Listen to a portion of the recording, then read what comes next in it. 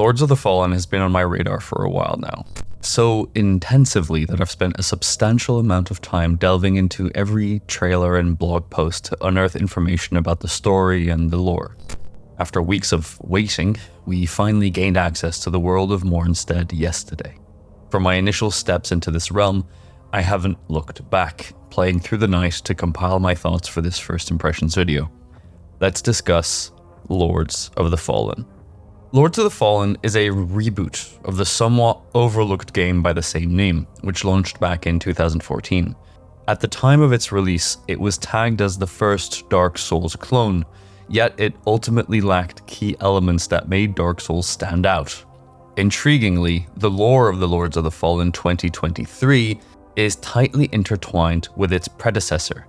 If you're keen to dive deeper into the 2014 game's story and lore, I made a video exploring it, so feel free to check it out. In a nutshell, 1,500 years ago, before the events of Lords of the Fallen 2023, a tyrannical god named Adir was imprisoned by 3 heroes known as judges.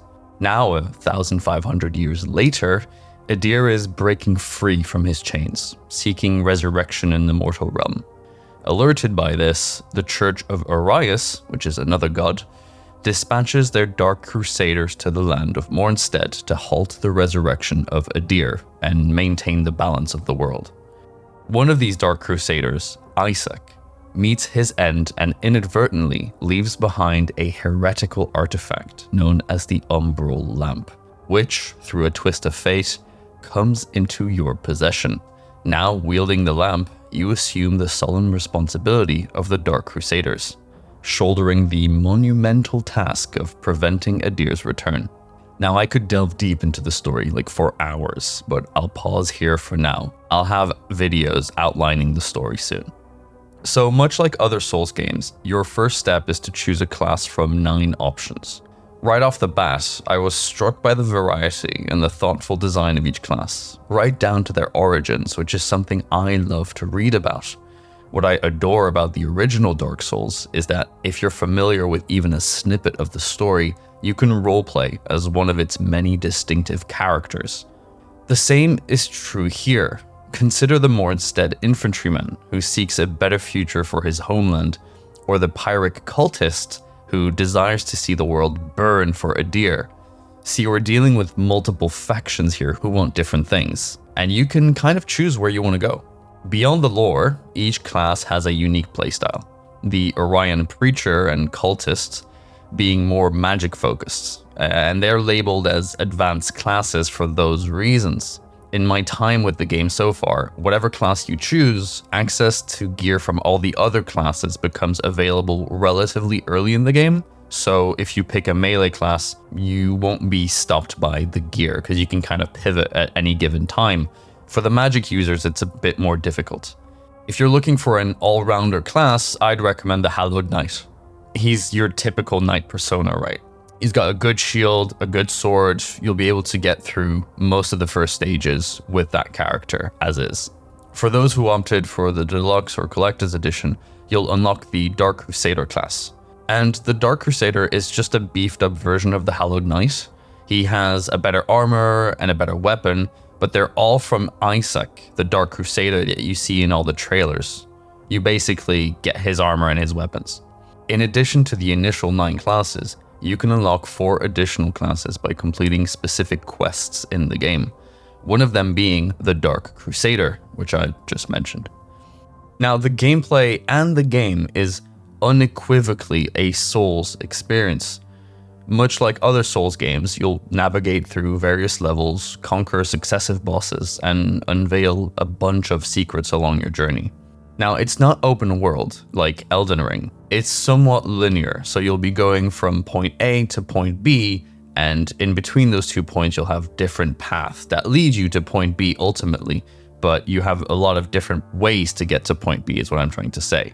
When you defeat enemies, you'll accumulate the currency of the game known as Vigor, which is known as Souls in the Dark Souls games, which can be utilized to level up or purchase items from vendor.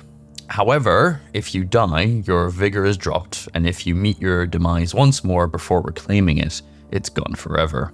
the classic Souls experience. If I had some advice for people who are playing a Souls-like for the first time, is don't be so attached or worried about this system, the vigor, the souls, whatever you want to call it, as you'll get lots of items that you keep, even if you die, that will allow you to get vigor, that you break them and then you get a bunch of currency. So don't be too defeated when you lose all your vigor, it's fine. Leveling up adheres to classic RPG mechanics. You can allocate vigor to enhance stats like your strength or your agility and all the other ones. A particular frustration of mine comes with the necessity to elevate your Radiance or Inferno stats in order to unlock the lore behind items. Given that I run a lore channel, this has somewhat shoehorned me into adopting a Paladin playstyle, which is fine. Additionally, you'll have the opportunity to enhance your weapons and healing items throughout your gameplay in the same way you can do in Souls games. You bring an item to a certain character and he will be able to, or he or they or she will be able to upgrade that weapon or that item. One standout feature is the mechanic of the Umbral lamp. While you navigate through the world of the living, which is called Axiom, the lamp serves as a gateway, allowing you to glimpse into the shadow world of the dead, known as the Umbral realm. This introduces unique puzzles and unveils previously blocked paths, revealing them as accessible within the Umbral realm.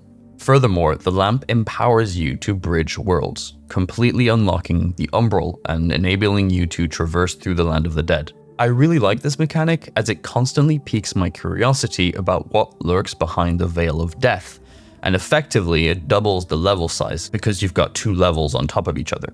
Now, it's not without its drawbacks though. It takes some time to get used to all the different things you can do with the lamp, especially in combat. And if you play a magic character, you have to switch between the lamp and your magic catalyst on the same D-pad, which is frustrating when you get it wrong and you lift your lamp instead of hurling a fireball, for example. At times, the choice between dwelling in the world of the living or the dead is out of your hands. If you die once in Axiom, you're thrust into the Umbral realm, granted one more chance to vanquish your enemies. However, a death in the Umbral means true death, relegating you back to the latest checkpoint. In my experience, this has been a cool mechanic because I often die and I'm like, damn, I didn't make it, I died. Let's go, start over, right? But then I'm risen up in the Umbral realm, which I completely forgot about, and I get another chance. So I've enjoyed that. You're welcomed into the game with a relatively lengthy tutorial, which is unsurprising considering the vast amount of features you need to master. This leads me to one of my initial criticisms, the controls. Juggling the lamp, range combat, and magic all take place on the same D-pad as I've mentioned, and mastering those systems proves to be a bit of a struggle for me. Staying true to my YouTuber roots though, I'm not here to offer solutions since I'm unsure how it could be done differently. I just thought it was worth mentioning. Let's talk about the combat. It's quite impactful and heavy. You're swinging a double-handed sword, feels great, and you'll feel right at home if you've dipped your toes into any Souls games recently. You'll make your way through Mornstead, the land, with a balanced mix of dodging, blocking, and attacking. For me, the game undoubtedly hits the mark in that department. That is, until you have to face more than 4 enemies at a time. The game has a lot of enemies, and sometimes they gang up on you and chain you into dying quite fast. I've still to figure out a way to deal with big groups of enemies that doesn't involve cleaving a bloody path with my sword and hoping not to get hit. A notable aspect that required some mental gymnastics for me initially is the blocking mechanics. When you block an attack, you suffer wither damage. It's a temporary damage depicted in grey on your health bar. And if you deal damage to your enemy while wither damage is active, you'll reclaim your life. However, damage from your adversary solidifies that loss. If you get hit, the wither damage is gone for good. It's a somewhat nostalgic system as it immediately conjured up memories of Bloodborne, where your aggressive counterattacks could claw back some of your health. Undoubtedly, aggression is the flavor I get from this game so far. One of the elements that took me by surprise was the movement speed. Regardless of your character's weight, you'll be darting around the map and evading attacks with an agility reminiscent of an Olympic gymnast. Admittedly, it demanded a period of adjustment, but thinking about it, I value the swift movement. It feels great when you need to get back to your corpse in a hurry and you're just sprinting. Now, since my channel is mainly focused on the lore of these games that we love, I'd like to share some thoughts on the story, and more pertinently, its characters in Lords of the Fallen. So far, I've encountered a bunch of them and uncovered some genuinely intriguing callbacks to the original game from 2014.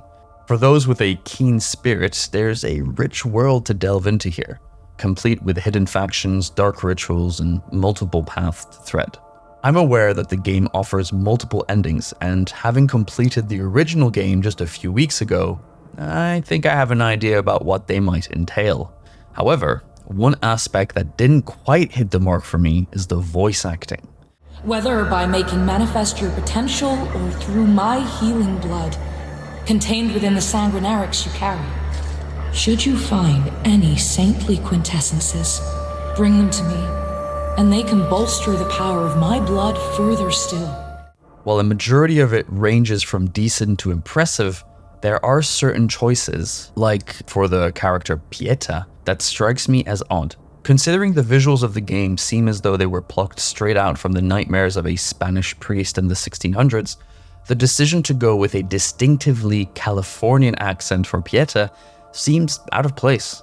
Let's be clear, this is in no way a criticism of the voice actress, who does a wonderful job. It's just that the voice doesn't quite gel with the universe, in my view. So where does that leave us? Well, my first impression, unsurprisingly, is that I am genuinely enjoying the game. It boasts the framework of an exemplary Souls-like, and I foresee myself playing non-stop until I've unlocked all the endings and deciphered every piece of lore in the game. There's a wealth of discoveries to be made here, including cryptic NPC quests and secret Umbral passages. However, I can't talk about my first impressions without talking about one of the aspects that really hinders the experience of the game. It's not all a smooth ride. There are aspects that really irk me, and the most glaring of which are the technical issues. Lord of the Fallen was built using Unreal Engine 5, which, while visually stunning, grapples with optimization issues on PC. I have the luxury of having a powerhouse PC allowing me to brute force my way to 60 frames per second, but it's absurd that a $5,000 computer is needed to achieve this performance. I firmly believe that the game shouldn't have launched in its current state, but rather spent a few more weeks or months honing its optimization.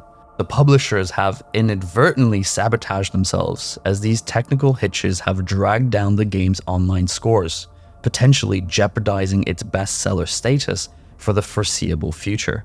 Behind these technical blunders lies a hidden gem. My heart goes out to the developers, whose tireless efforts are eclipsed by the performance issues. Thanks so much for hanging out with me today. I'll be releasing some lore videos in the next coming weeks. I hope you'll come back for them. In the meantime, if you want to know all about what happened before the events of Lords of the Fallen 2023, I have a video that covers everything. Now again, thank you so much for your time, and we'll see you very soon.